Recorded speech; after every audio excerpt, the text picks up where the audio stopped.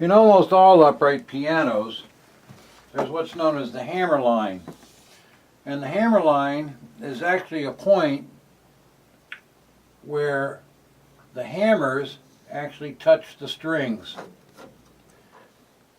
And that point is parallel to this line right here. In other words, if you push the strings all the way in, the hammer line is actually a point where the center of this piece is right here. That's known as the hammer line. And ideally, you want the tickers to be perfectly aligned with the hammer line on the piano.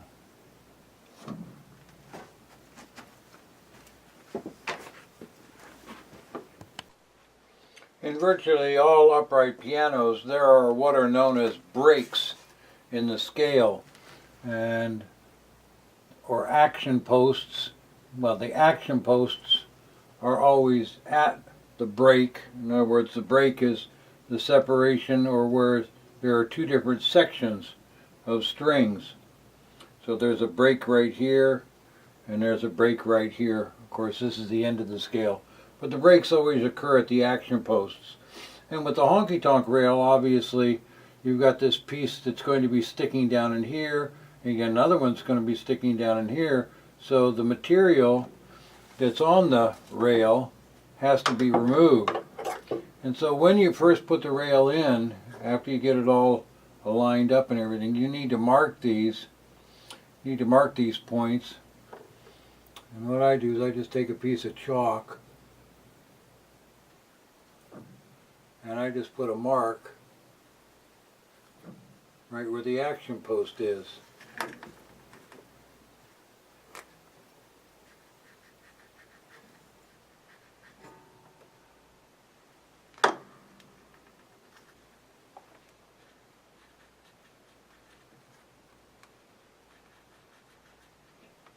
And then what I'm going to do is I'm going to cut this out. I'm going to cut this out. I'm looking at it to see how far I have to go. And of course I can go about right here and about right there. And I'm going to cut it out so that when I put this in, that there's going to be this space in there. And I'll show you what that looks like in a minute.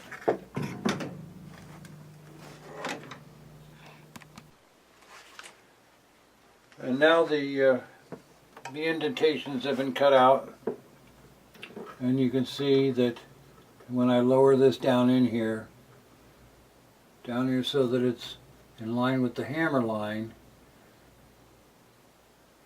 that the posts are out of the way.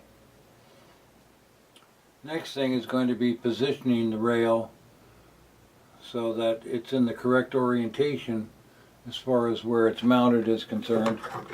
I have to move this over here. And we'll get over here to where that's going to be. What you can also do is just eyeball this last string here, and you can see where the hammer is hitting. You can see that it hits just below this piece right here. Just below it, that's where that's hitting. So then you can come over here and put a mark right here. And because that's where that point is. You can see that that's where that ends, this where this is. It ends, you want it just a little bit below that. And you'll see that when you put the rail back in here, then you can see where that's got to be, or you've got a visual. And you can also look at this, and you can see that I don't know, you can probably see that this is not far enough down yet because it's not actually hitting. It needs to go actually a little bit further down here. It needs to come right down to about there, so that the hammer is going to hit that piece of cloth right at that point. And then what you can do is you can mark this up here. I'm probably too far away for you to see that.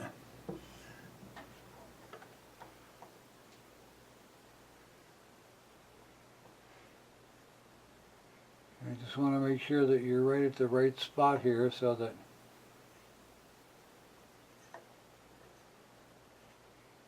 it's hitting the tab at the bottom. I'm probably not far enough out to see this.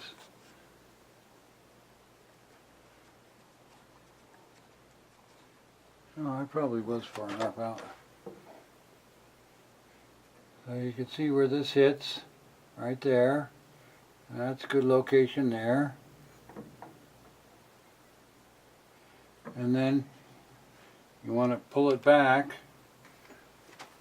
You want this level, but then you want to pull it back a little tiny bit so that it's not touching the strings, so that the strings are going to be free for this to move up and down. And then you can just go ahead and put the ice pick in here, okay, and get that secured in place. And now you've got a good mark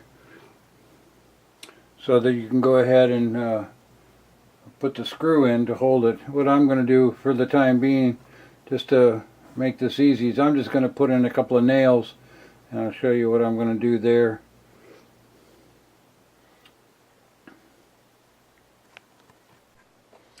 Okay, I've got my mark from the ice pick. I'm just going to take a nail and put that in there. I'm not going to drive it in too far. Just about 1/4 of an inch is all that you need.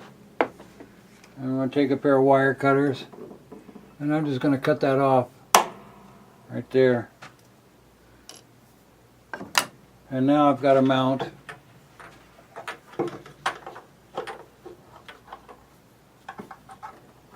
Now I've got a mount right here, and then I'm going to do the same thing on the other side. So now that this is going to go, there's going to be a piece of felt, a thin piece of felt between this, between the rod and the side of the piano, so that this will go up and down easily. But you can see now that this is going to go up and down enough. I'll back out here a little bit.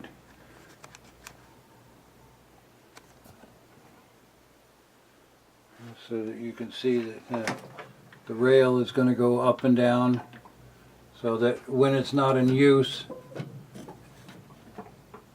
the hammers don't hit.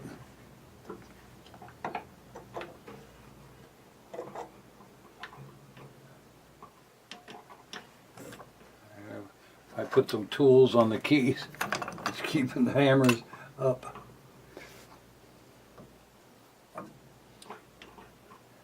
You can see now that this goes up and down. Of course, I don't have the felt in there, so. So there's in all pianos, there's a difference in the position of the strings in the tenor section and in the bass section. Bass section, the strings are always further away from the plate than they are in the tenor section. You can see I can put my finger back behind there, no problem. There's plenty of room there, and yet these I can't even get the tip of my finger in before I run into the plate. So there's a difference of about 1/4 of an inch between these strings and these strings. And when you put the rail in, since the rail has to go so close to the strings here, if they're that close, it's going to run into the strings on this end. So you got to put a bend in the metal here to accommodate that difference in the height of the strings. And let's see if I can show you how to do that. You just take the metal and bend it here like that, and then take it on the other side about 2 inches further up and bend it there. So you get those two pieces, and here you can see that bend in there. The two pieces of metal are still parallel with each other, they're still in line with each other. But now when you put this in, I'll see if I can push this in without, I'm trying to get it on the hole on the other end there. There we go. Now that can sit nice and close. That can sit nice and close, but it's clearing. Now it's going to clear the strings here, about that much room there. You don't need to worry about how much room you got there, so it's not really important, but that's how you accommodate for the difference in the height. You can do a little bit of rebending as necessary. The aluminum's plenty flexible enough. And now you can go ahead and position this so that these are hitting in the right place. And then you can go ahead and take your ice pick and go ahead and mark the hole on the other end. You can't see me doing that, but I just marked a hole on the other end. So next you want to install stops, because you need to make sure that the rail isn't going to go down too far. And so here again, you check your line, make sure you got a good contact point, and that's as far down as you want it to go, right there.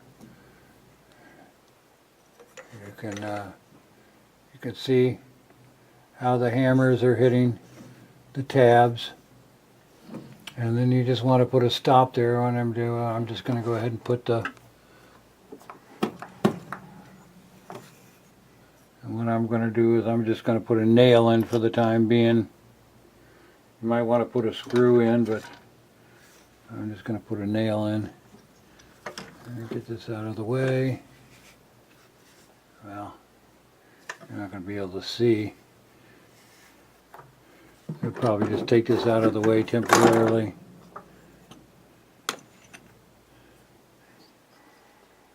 And take the nail and put it in here.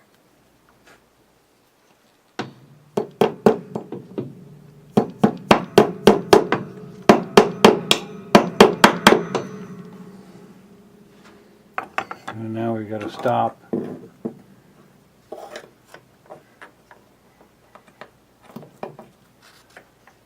And now the rail's stopped. I'm going to put another stop at the other end, and then we'll go on to the next stage.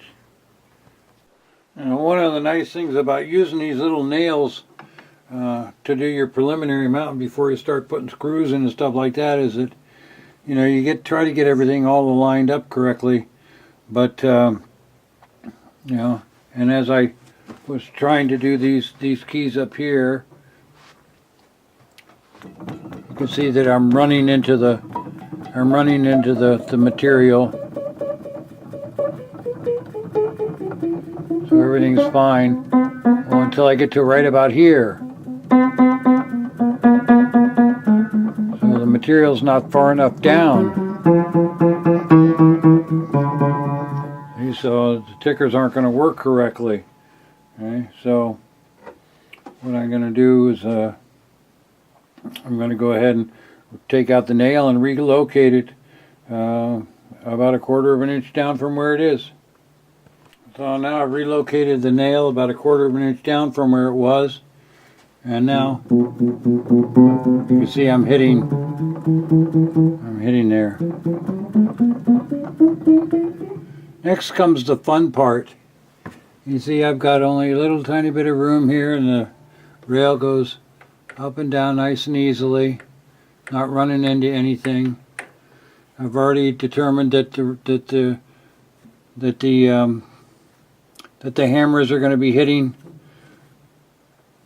the cloth at the strike point.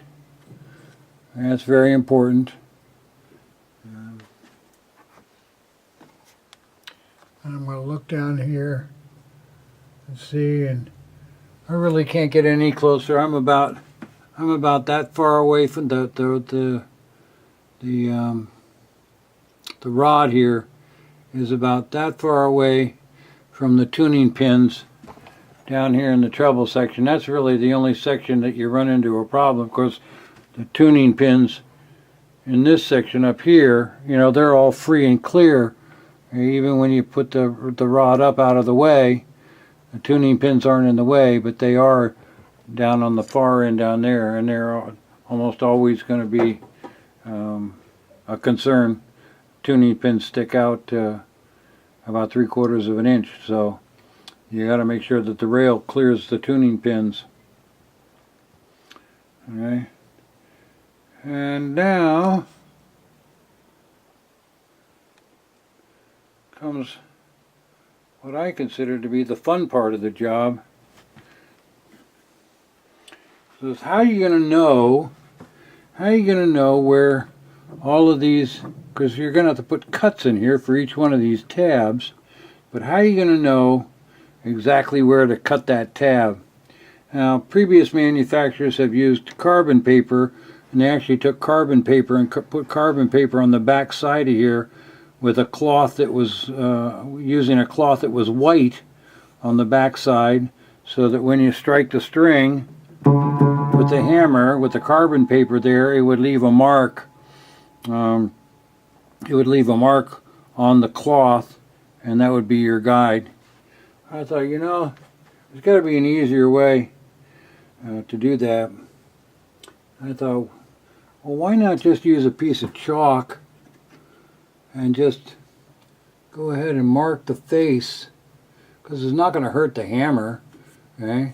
And just mark the face of each one of these hammers.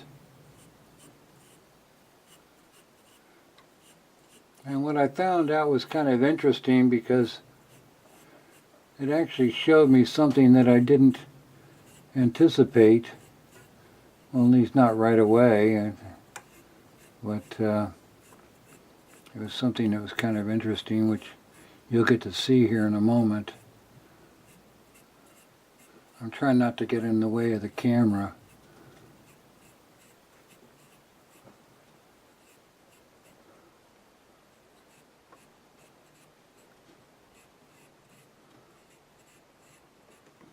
Of course, you're going to do this for the treble section also.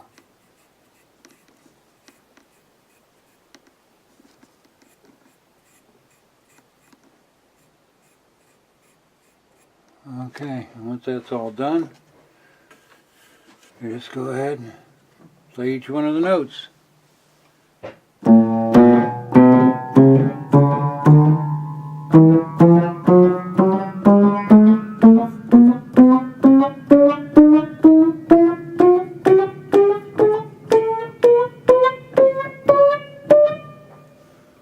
And now, when you look at it, you've got the string marks. I'll zoom in on that.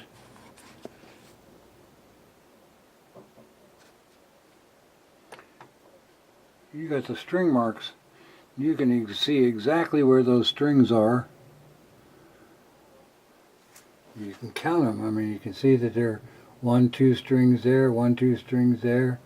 You can see 3 there, 3 there, 3 there, 3 there, 3 there. And then what I also found is that you can actually dust this off, and that when you dust it off, after you get off the excess, you actually see the lines even more clearly. And so now you know exactly where to put the slits to go ahead and put the tabs.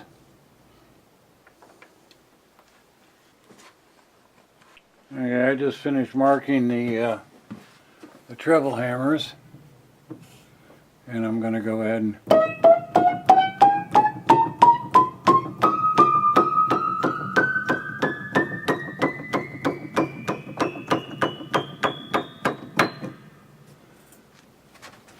then you can see where they are.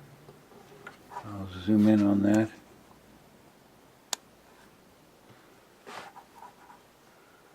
You can see where all the marks are. And it makes it really, really easy to go ahead and put the slits in the tabs, and it even accounts for slight hammer misalignment if you've got your hammers aren't perfectly all in a line. You know that your tabs are still going to line up with the hammers so that they're going to hit the right strings. Now I'm going to try to do this so I stay out of the way so you can actually see what I'm doing here. But what I like to do is I like to just go ahead and put these on by hand first. and I just squeeze it on by hand.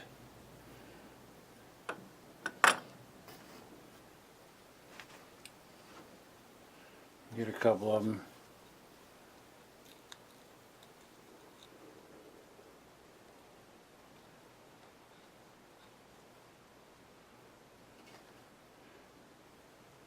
You can see how these hammers must not be very well aligned, because you know that strings really probably aren't actually that far apart. But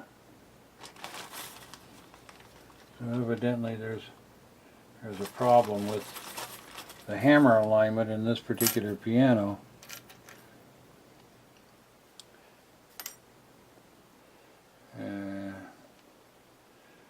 But it is what it is.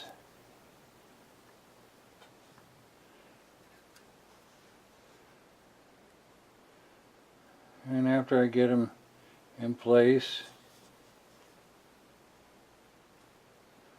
and then I take the pliers and I squeeze them.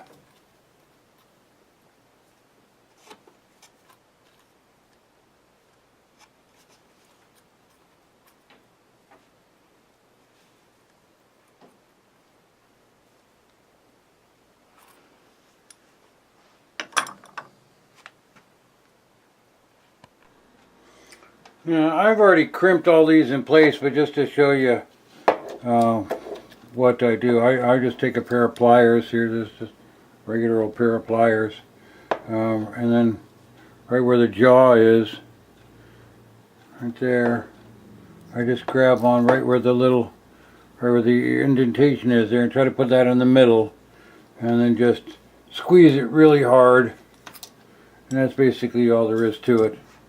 So I've got them all in place, and now when it comes to slicing them, you see I've drawn a line here.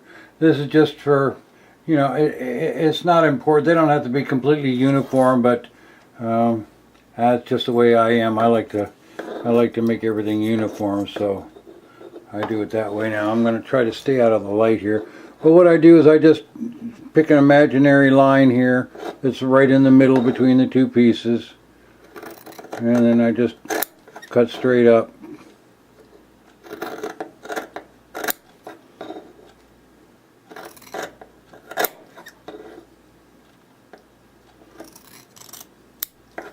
Now, I'm going to show you something else here. So that's basically all there is to it for that. Now, I've purposely done this area over here, cut this area differently. And the reason that I've done that is to show you that some people advocate, you know, cutting these things at an angle like this. I imagine that they think that they're freer that way, that they're less likely to interfere with each other as they're operating. In other words, when one hits, you know, that it might, if it isn't perfectly aligned, it could hit the other one, it hit its neighbor. So some people advocate cutting them this way.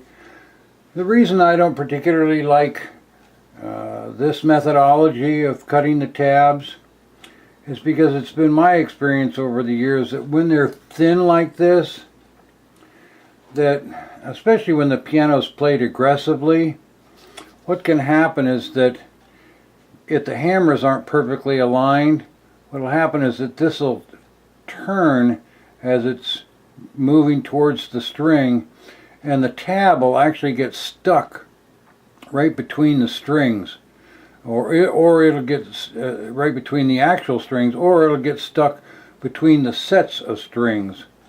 So, you know, the way that I look at it is, you can do it this way, okay? And then if you find that you're having a problem with it, if it's causing, you know, some angst, you know, you can always come back at a later time. You can always come back at a later time and trim it away a little bit so that the pieces are less likely to be hitting against each other as it's actually playing. So in other words, you can come back at a later time and do something like that, and that's no big thing. Okay, but the point is that if you do that, if you do this initially, you can't go back. Okay, so my attitude is, well, you cut off what you need to cut off. Right, and if you don't need to cut anything off, it's less work. So that's my approach. One thing that's been fairly well known about honky-tonk devices, almost since they first came out, was that there is such a thing as a depth of tone, or a change of tone, depending on how far down the rail is. Now what I'm doing is I'm pushing on this because I've got the stop on the right end. But I want you to listen to the sound, and as I bring it up,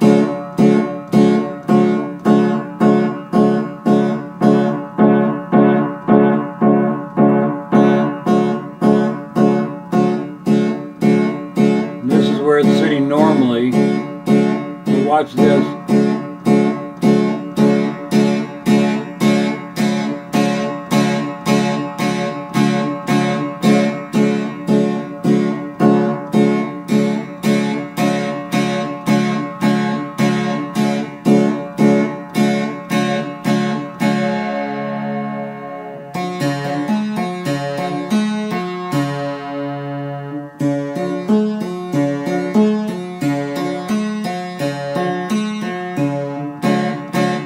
So you can adjust the height of the honky-tonk just by changing the position of the stop rail. And I'll show you another little trick later on in terms of the device that turns the honky-tonk on and off, so that you can basically put the honky-tonk anywhere you want it to achieve all of the different sounds that it has to offer.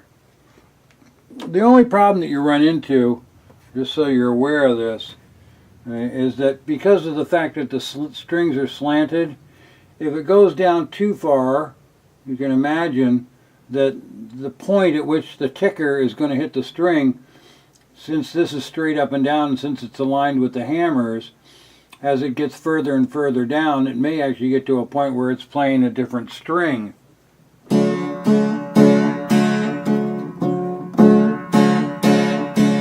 It's not true in this case because the angle of the strings is not too far.